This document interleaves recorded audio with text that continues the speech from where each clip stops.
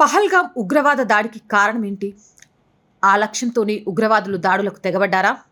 ప్రధాని మోదీ చేసిన ఆ ఒక్క తప్పిదమే ఈ దాడికి కారణమైందా? పుల్వామా దాడి తర్వాత జరిగిన అతిపెద్ద ఉగ్రదాడి కావడంతో మరోసారి ప్రతీకారం తీర్చుకునేందుకు మోదీ సిద్ధమయ్యారా? ఈ వీడియో ద్వారా పూర్తి అప్డేట్స్ తెలుసుకుందాం. జమ్మూ కాశ్మీర్లో మరోసారి ఉగ్రవాదులు పేట్రేగిపోయారు. మినీ స్విట్జర్లాండ్గా పేరున్న పహల్గాంలో రక్తపాతం సృష్టించారు. 7 ఉగ్రవాదులు ఆర్మీ దుస్తుల్లో వచ్చి మరీ ఈ ఘాతుకానికి పాల్పడ్డారు. ఒకరు కాదు, ఇద్దరు కాదు, ఏకంగా 27 మందిని పొట్టన పెట్టుకున్నారు. హిందువా, ముస్లిమా పేరు అడిగి ఐడి కార్డులు చెక్ చేసుకుని మరీ హతమార్చారు. హిందువులనే టార్గెట్గా చేసుకొని చంపారు. మృతుల్లో 2 విదేశీయులు కూడా ఉన్నారు. అమర్నాథ్ యాత్ర ప్రారంభానికి ముందే ఈ ఘాతుకానికి పాల్పడ్డారు. సరైన సమయం చూసుకొని అటాక్ చేశారు. దీంతో పాకిస్తాన్ తన బుద్ధి మరోసారి చూపెట్టుకుంది. అయితే ఈ ఉగ్రదాడికి కారణాలేంటి? ఎందుకు ఈ దాడికి పాల్పడినట్లు, దీని వెనుక ఉన్న కారణాలేంటి అనేది ఇప్పుడు చెప్తాను. కాశ్మీర్లో జరిగిన ఈ దాడిని క్షుణ్ణంగా పరిశీలిస్తే దీనికి గల కారణాలు అర్థమవుతాయి. ముఖ్యంగా టూరిస్టులే లక్ష్యంగా ఈ దాడులు జరిగాయి. కాశ్మీర్ అందాలను తిలకించడానికి వెళ్లిన వారిని అదను చూసి టార్గెట్ చేశారు ఉగ్రవాదులు. దాడి జరిగిన ప్రదేశంలో రవాణా సౌకర్యాలు లేవు. కేవలం కాలినడకన లేక గుర్రాలపై మాత్రమే ఈ ప్రాంతాన్ని చేరుకోగలరు. అంతేకాదు, దాడికి సంబంధించిన వీడియోలను ఓసారి గమనిస్తే అదంతా మైదాన ప్రాంతం. ఉగ్రవాదుల నుంచి తప్పించుకొని గోడ వెనక దాక్కోవడానికి వీలు లేకుండా పోయింది. దీనివల్ల మరణాలు చాలా ఎక్కువగా సంభవించాయి. ముఖ్యంగా కాశ్మీర్ టూరిజాన్ని ఆపడానికి ఉగ్రవాదులు ఈ దాడికి పాల్పడినట్లు తెలుస్తోంది. అందుకు కారణాలు అనేకం. కాశ్మీర్లో ఆర్టికల్ 370 రద్దయ్యాక పరిస్థితుల్లో చాలా మార్పులొచ్చాయి. అక్కడ ఉగ్రవాదులకు క్రమంగా పట్టు సడలుతోంది. వారికి ఉనికి లేకుండా పోతుంది. ఒకప్పుడు ఉగ్రవాదులకు ప్రభుత్వాల నుంచి పరోక్ష సహకారం లభించేది. కానీ ఇప్పుడు ఆ పరిస్థితి లేదు. దీంతో వారి పట్టు సడలి ప్రజలంతా స్వేచ్ఛా ప్రపంచంలో విహరిస్తున్నారు.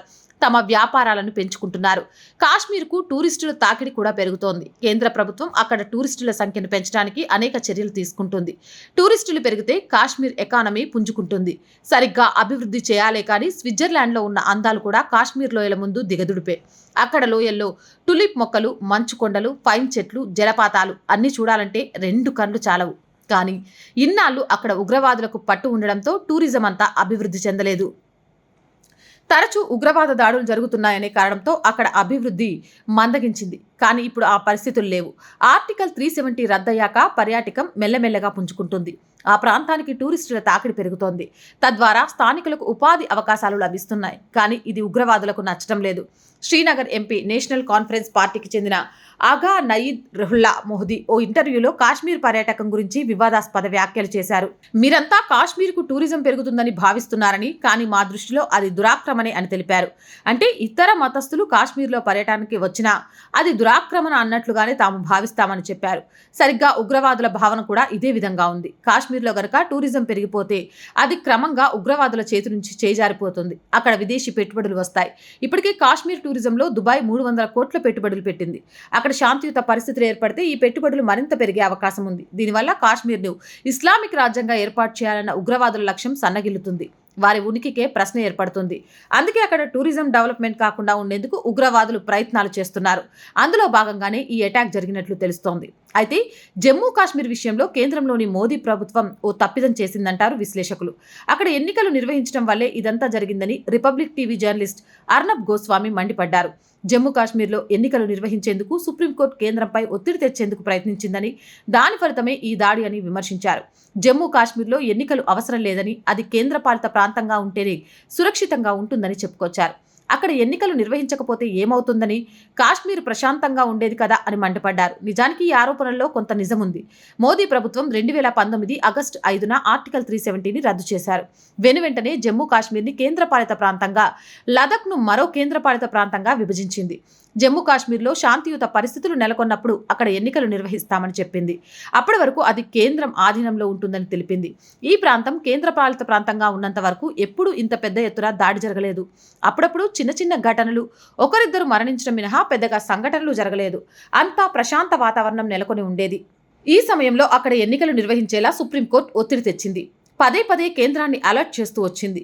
వీలైనంత త్వరగా ఎన్నికలు నిర్వహించాలని డెడ్లైన్ సైతం విధించింది. దీంతో ఏమీ చేయలేక కేంద్రం కూడా ఎన్నికలు నిర్వహించింది. అక్కడ అక్టోబర్ నెలలో ఒమర్ అబ్దుల్లా నేతృత్వంలోని నేషనల్ కాన్ఫరెన్స్ ప్రభుత్వం కొలువుతీరింది. ఆ తర్వాతే ఈ ఘటన జరిగింది. దీంతో అక్కడ ఎన్నికలు నిర్వహించడం వల్లే ఇదంతా జరిగిందని పలువురు ఆరోపిస్తున్నారు. ఈ విషయంలో సుప్రీంకోర్టుని తప్పుపడుతున్నారు. ప్రస్తుతం జరిగిన దాడి పట్ల కేంద్ర ప్రభుత్వం ఎటువంటి చర్యలు తీసుకుంటున్నది మనందరికీ తెలుసు. ఇప్పటికే సౌదీ పర్యటనలో ఉన్న ప్రధాని మోదీ తన పర్యటనను అర్ధాంతరంగా ముగించుకొని భారత్కి తిరిగొచ్చారు. మరోవైపు అమెరికా పర్యటనలో ఉన్న సీతారామన్ కూడా భారత్కి వచ్చేశారు. వీరిద్దరూ కేబినెట్ కమిటీ ఆఫ్ సెక్యూరిటీలో భాగమే. ఉదయం 11 గంటలకు ఈ ఘటనపై CCS సమావేశమైంది. ఇక ఈ భేటీలో తీసుకున్న నిర్ణయాలు కూడా మనకు తెలిసిందే. ఆ యాక్షన్ ప్లాన్ ఎప్పుడు అమలవుతుందా అని అందరూ ఆసక్తిగా ఎదురుచూస్తున్నారు. ప్రస్తుతం జరిగిన ఘటన పుల్వామా తర్వాత అతిపెద్ద ఘటన. పుల్వామా దాడి తర్వాత మోదీ అందుకు ప్రతీకారం తీర్చుకున్నారు. పాకిస్తాన్పై ఎయిర్ స్ట్రైక్ నిర్వహించి అక్కడి ఉగ్రవాద స్థావరాలను నేలమట్టం చేశారు. రాత్రికి రాత్రే పాకిస్తాన్కి నిద్ర లేకుండా చేశారు. నిజానికి ఈ ఎయిర్ స్ట్రైక్ భారత్కు చాలానే ఉపయోగపడింది. దీని తర్వాత కొన్నేళ్ల వరకు భారత్లో ఉగ్రవాద దాడికి పాల్పడాలన్నా పాకిస్తాన్ ఆలోచించుకునే పరిస్థితి వచ్చింది. అందుకే పెద్ద ఎత్తున ఉగ్రవాద దాడులేమీ జరగలేదు. కానీ ఈ ఉగ్రవాదులు ఇప్పుడు మళ్లీ తేరుకున్నట్లున్నారు. అందుకే పెద్ద ఎత్తున దాడులకు పాల్పడ్డారు. అందుకే మోదీ మరోసారి పాకిస్తాన్కి బుద్ధి చెప్పాల్సిన అవసరం ఎంతైనా ఉంది.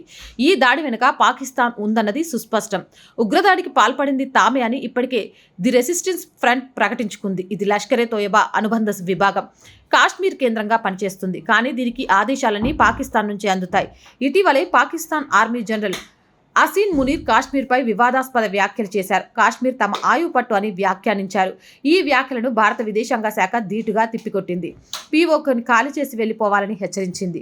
ఈ నేపథ్యంలో ఉగ్రవాద దాడి జరిగింది. దీన్ని బట్టి చూసుకుంటే ఈ దాడి వెనుక పాకిస్తాన్ ఉందన్నది సుస్పష్టం. కారణం ఏదైనా సరే ఈ దాడికి బదులు తీర్చుకోవాల్సిన సమయం వచ్చింది. మరి దీనిపై మోదీ ఏ నిర్ణయం తీసుకుంటారు, ఎలాంటి ప్రతీకార చర్యను చేస్తారు అనేది తెలియాలంటే ఇంకొంతకాలం వేచి చూడాల్సిందే. మీరేమంటారు అనేది కామెంట్ సెక్షన్లో తెలియజేయండి. ఆర్థికంగా ఆర్ వాయిస్కి చేయటం అనేవ్వండి. ఆర్థికంగా సపోర్ట్ చేయాలనుకుంటే సబ్స్క్రిప్షన్ పక్కన జాయిన్ అనే బటన్ ఉంది. 1 to 5 లెవెల్స్ ఉంటాయి. ఏదో ఒక లెవెల్లో సపోర్ట్ చేయండి. లేదా స్క్రీన్ మీద గూగుల్ పే, ఫోన్ పేతో పాటు అకౌంట్ డీటెయిల్స్ ఉన్నాయి. అలా అయినా సపోర్ట్ చేయొచ్చు. వ్యాపార ప్రకటనల కోసం అలాగే ప్రజా సమస్యలు తెలియజేయడానికి 8328500576 నెంబర్ని సంప్రదించండి. జై హింద్, జై భారత్.